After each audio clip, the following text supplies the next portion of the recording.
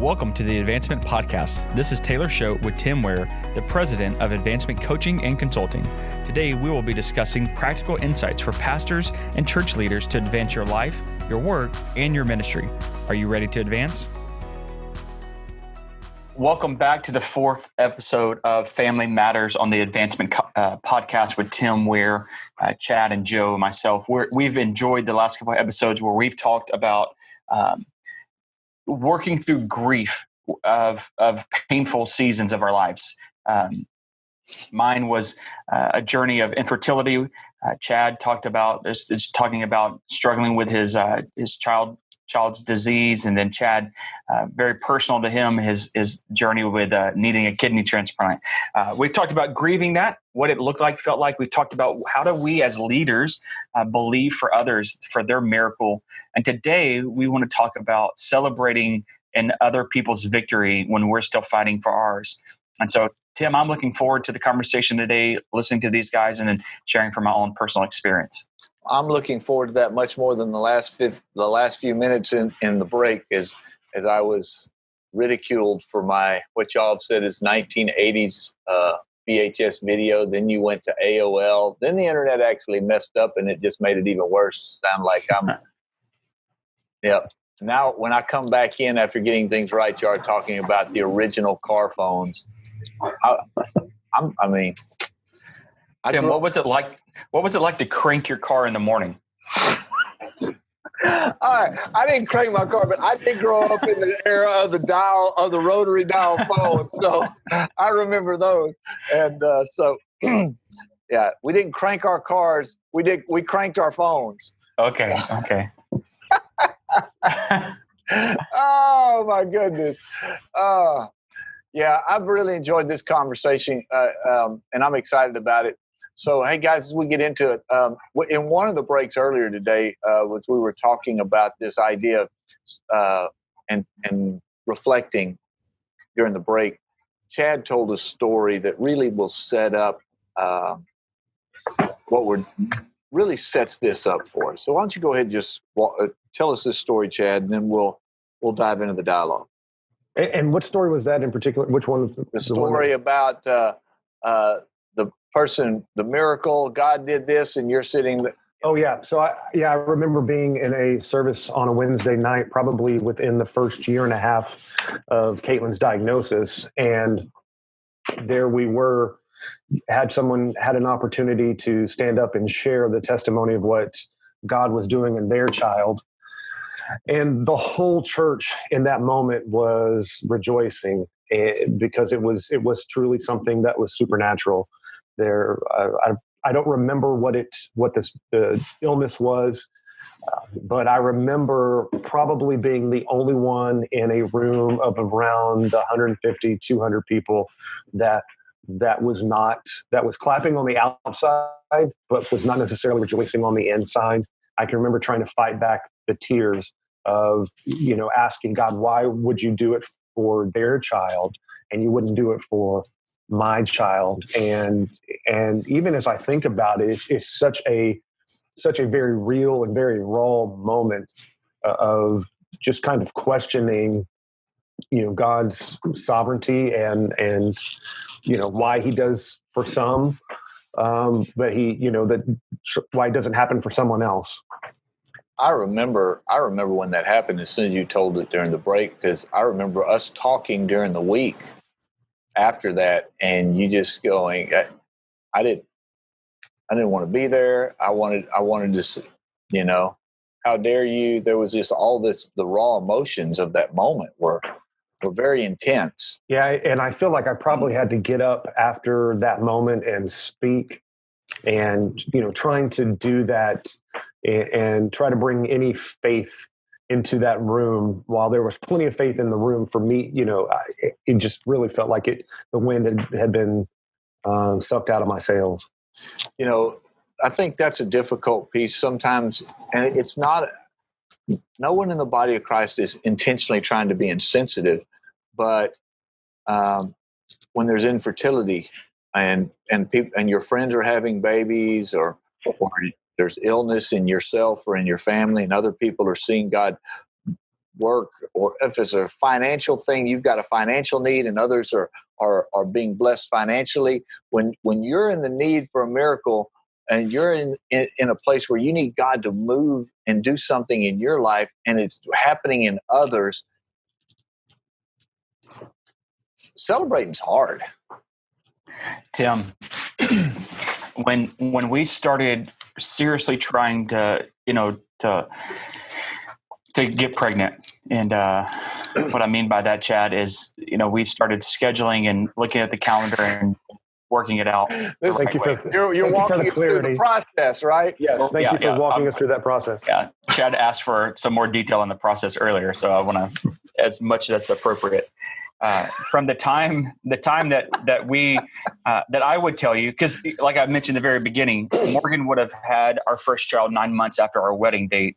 I wanted to wait a little bit, but when we first started, hey, we're seriously going to try this, and scheduling the timing. From that point, I can tell you 4 or 5 of our closest friends became pregnant.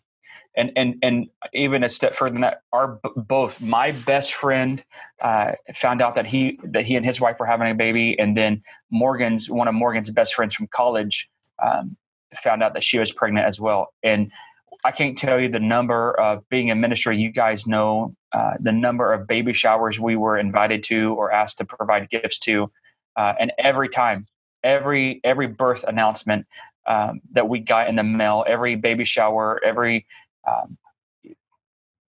time we turned around, it was a painful experience. I remember getting something in the mail one day that because we had started going to see a fertility doctor. I don't know how marketers do it, but we got something in the mail that said, "Congratulations on your new baby," and we weren't pregnant yet. And it was addressed to Morgan. And I thought, man, if this would be so sad for her to see this. And when you start talking about celebrating with others, every time we turn around and one of our friends is getting pregnant, like, we love our friends. I mean, we celebrate with them, but it was a reminder that we hadn't walked in our victory yet. And it's painful.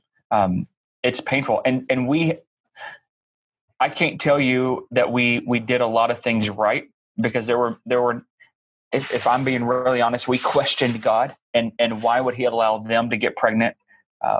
One couple hadn't been married but for a couple of months. One individual, we had, just being real honest and frank here, they were not married. They were young. You start questioning, well, what about all the teenage pregnancies out there? Like, God, why would you trust a baby with that individual and not with us? It was a painful season. That probably was the darkest season of it all, walking through our journey. So what are the lessons in this part of the journey that we can share with those who are listening to this podcast? And some of the best lessons we learned are through the mistakes we made. Yeah. And then there are things that we did. We said, well, we got it right there. What are those lessons? I think part of it is being careful that we don't allow bitterness to come in, because that's a natural response when somebody is getting something that we're asking for or that we really want, that we desire. Somebody else is getting that.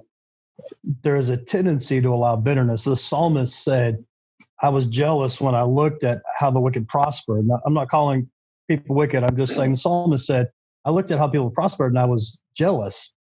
And then he says, until I saw the end of it, right? Until you recognize or realize. And sometimes one of the reasons that we're bitter is because we don't see the bigger picture. We don't see what's actually happening. It's hard for us to celebrate with people because we think that our circumstance is hopeless. We think that we're always going to have to deal with this, that there's no finality.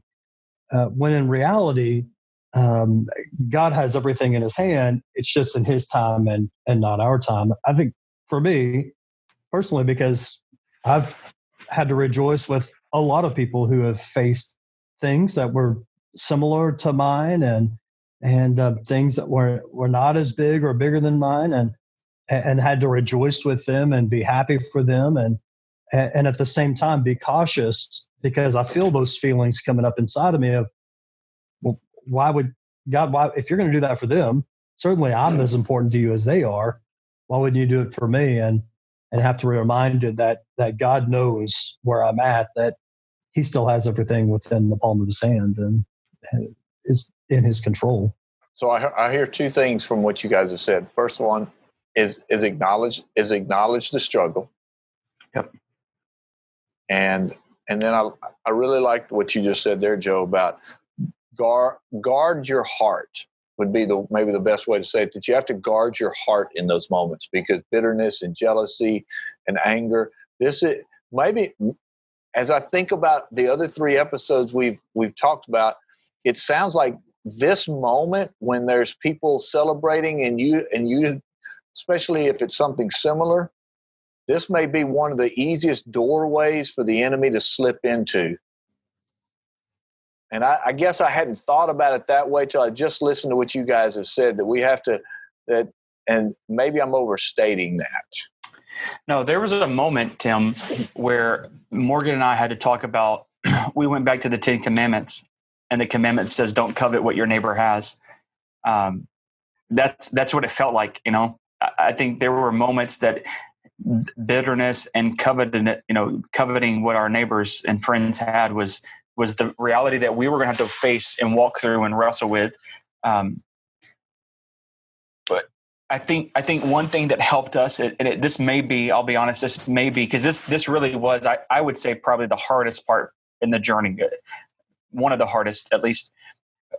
The one thing that helped us was we kept reminding ourselves, when the day comes and we're in the position to send out the birth announcement, and we're in the position to send out the baby dedication, announcement, or the baby shower stuff. We want people to celebrate with us. So we decided we were going to be the people who we wanted around us when we were there. So we were going to be those people now, even though we weren't there in the moment, if that makes sense. So you're saying you had to make a conscious choice to celebrate anyway. Yeah. Because the reality is by natural reason, you're not going to want to. If I see Chad win $1 million, I played the same lottery ticket, which we don't play lottery tickets. Maybe you don't. In your tradition, you may not. Yeah.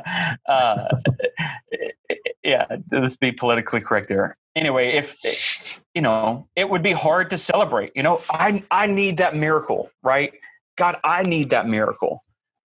And so we just decided, hey, again, it also went back, if I could say like this too, it also went back and made us wrestle with who is God. Who is God? Because if God's limited in the number of miracles that he can do, or he's limited in how he can do it, how he does it and with whom he does it with, if that's going to limit him, then for them, then it may limit him for us, right? But we believe in a God that's bigger than our journey. Mm-hmm. And so we just continue reminded, hey, if God can do it for them, we're going to have the faith. We're going to have the faith that he can do it for us. And what we said on numerous occasions, that if God doesn't, then this would be the first thing we ask him when we get to heaven, right? Like we would rather die believing that he could than to live a life struggling with that he can't or he won't. One of the things that I realize, and one of the things I've struggled with my entire life, is why God doesn't just map out the entire path for me and tell me, hey, just so you know, in 6 months, we're going to take a sharp right turn and things are not going to go the way you think, but don't worry because I've got it under control. And then we're going to go back this direction and we're going to do this and you're going to face this and that. God doesn't tell us those things. And that's what makes it so difficult. And especially when it comes to your health, because it's a day by day living and it's a day by day trusting God and having to say to God, I'm going to trust you through this. And I know that's exactly where God wants me to be. He wants me to be in a place where every day I get up and I say, God, I just have to trust you today. I don't know exactly what's going to happen.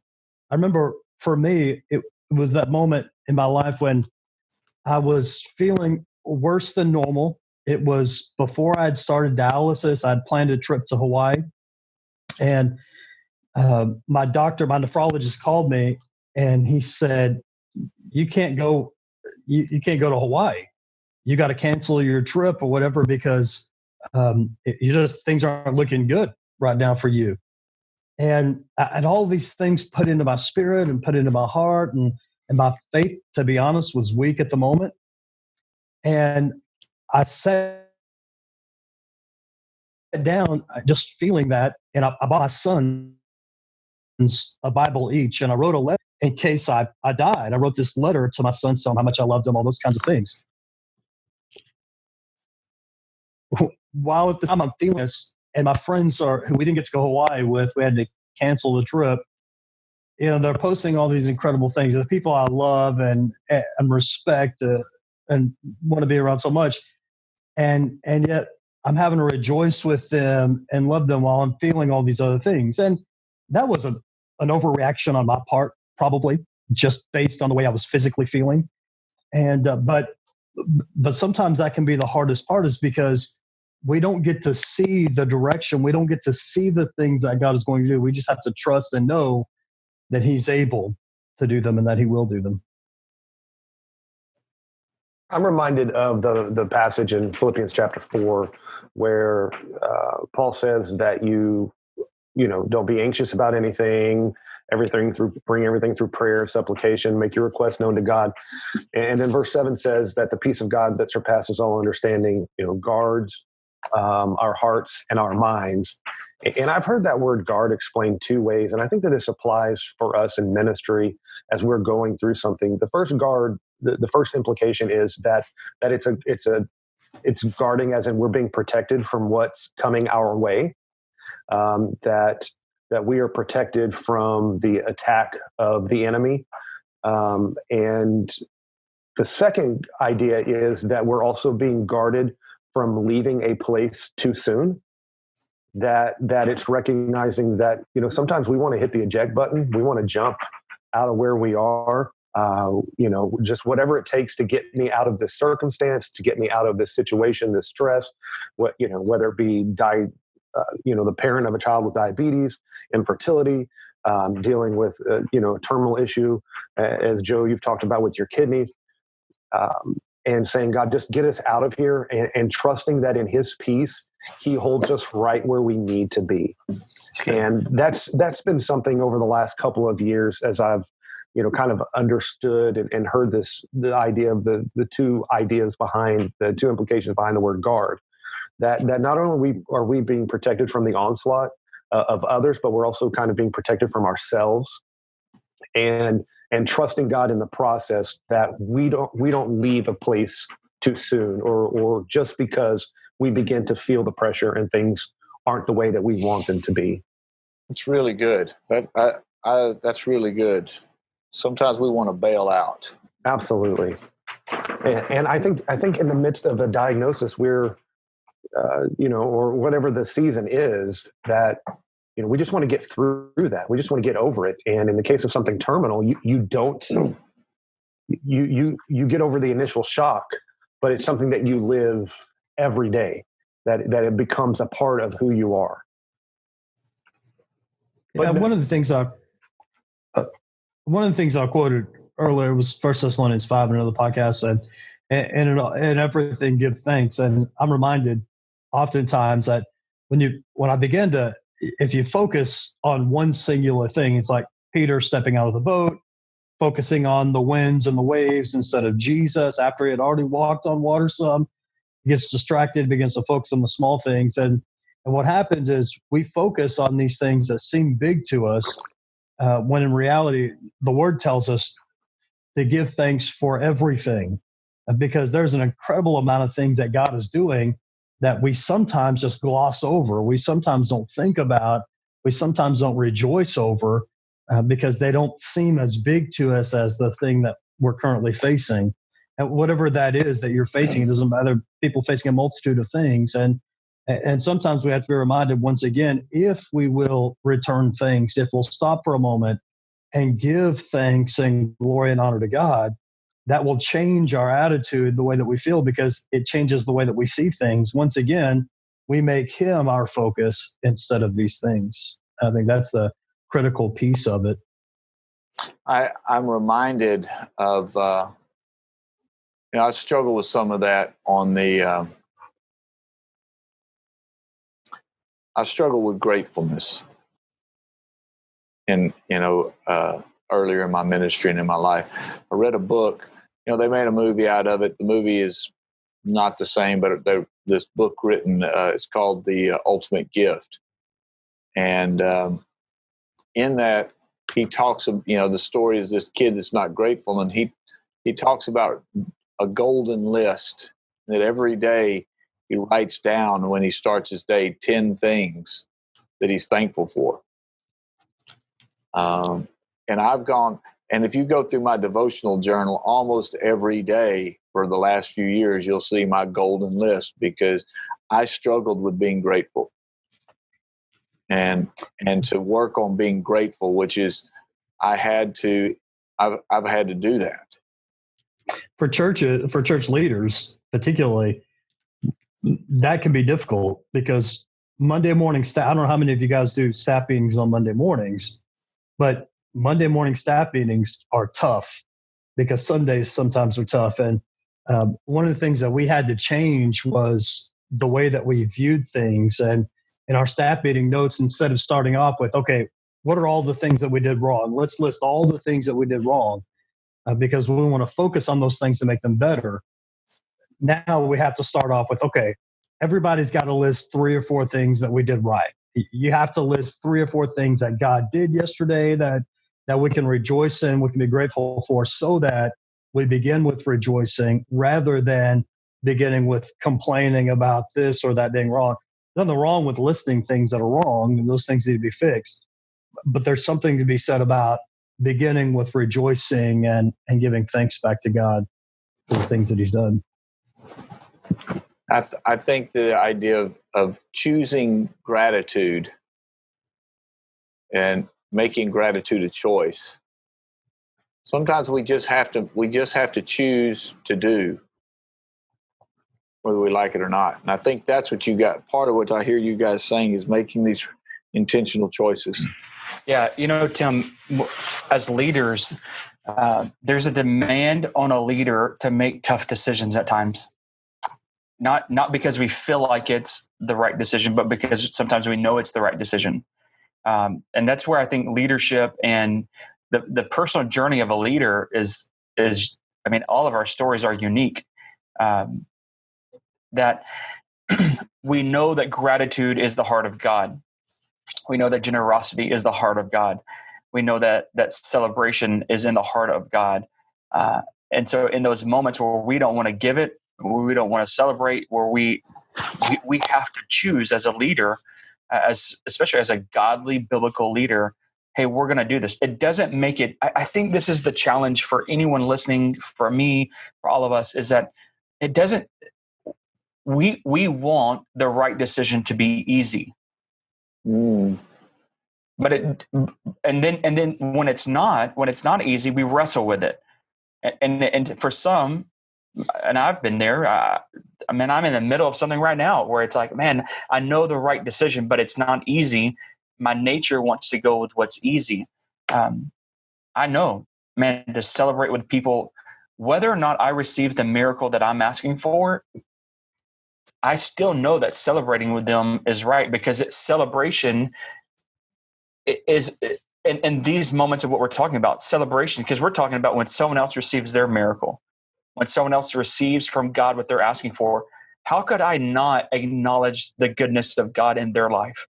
As a leader, that's damaging. I think what Tim said earlier was true, which is not allowing that open door for the enemy. Because when we do that very thing, we open the door for the enemy to come in and to rob us of joy.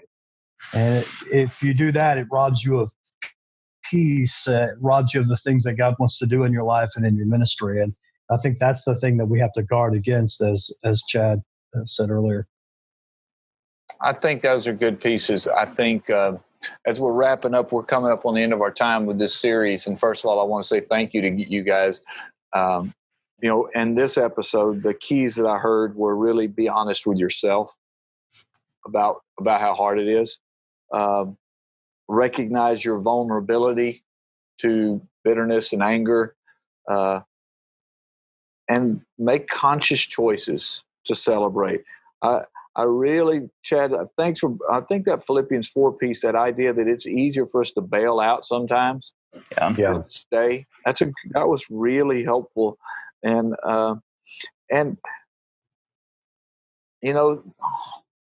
leaders, we don't get to just sit down sometimes. So that the tough choices aren't always about whether or not we're going to fire somebody, hire somebody, spend the money. But sometimes the tough choices are that we're gonna do this anyway because this is what we have to do. This is what's required. Jesus has got this. Over everything we've said for this series, there's really, I think we could sum it up that this comes back to there is a reliance. This is a reliance on the Father. This is Jesus has got this. And we have to trust him in the process. Yeah. So as we wrap up, I want to just kind of go around here, and this we in meetings we always tell people, we say, what's your last 5%? What do you wish would have been said or you think should have been said? Now we're all preachers, so let's be concise. But I'll start with you, Joe. When you think about the last, we've recorded basically around 2 hours of content that's spread out over 4 episodes. What's your big thing that you're walking away with, or maybe that 5% that you think, I think it would be important to say this? For me, it's the big takeaway is prioritizing my faith in God over the difficulties that I face. And making sure that I'm not over-focused on the things that I face, even though I have to be authentic, I have to be real about the things that I'm facing, not making that the focus, not making that the priority, rather making the hand of God. It's a lot easier for me to rejoice when God is the focus of my life, when he's the priority. Yeah. Chad? I think the thing would be that would be the takeaway is that no one is protected from life. That we're going to go through things. It doesn't matter whether you are on the platform or you're in the chairs. It doesn't matter what level of education you have, what side of the tracks you were brought up on. We're all going to face adversity. And to know that in the midst of that adversity that we face, that God is faithful, he's just, even in the midst of my doubts and my questions. 2 Timothy chapter 2, verse 13 says that if we are faithless, he remains faithful because he can't deny himself. Paul told Timothy, hey, hang on to this. It's something you need to know. This is good for you to hang on to throughout your life, throughout your ministry. And so to know that even when I have doubt and I've got my questions and I want to hit the eject button, to know that he's faithful, even when I'm faithless, because that's who he is. He's a faithful God. Taylor?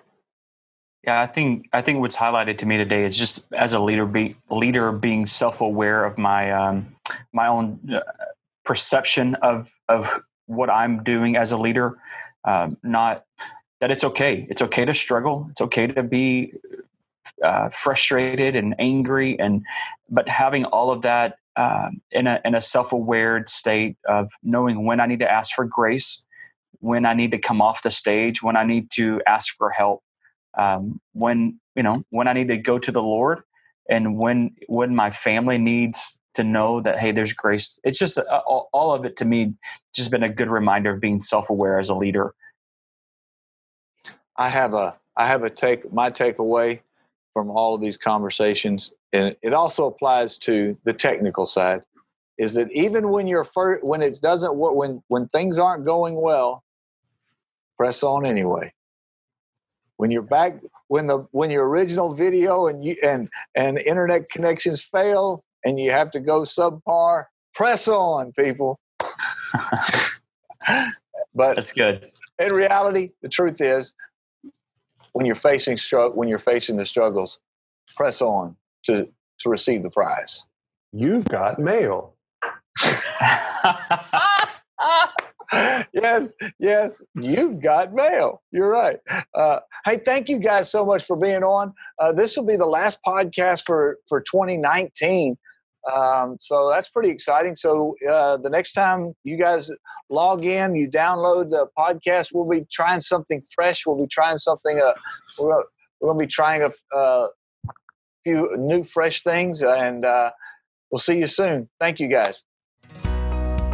Thank you for joining us today on the Advancement Podcast. The show notes are available on our website at www.advancement.cc, along with other resources. Again, this is Taylor Schode on behalf of Tim Ware and the entire Advancement team. We want you to remember that you are meant to advance.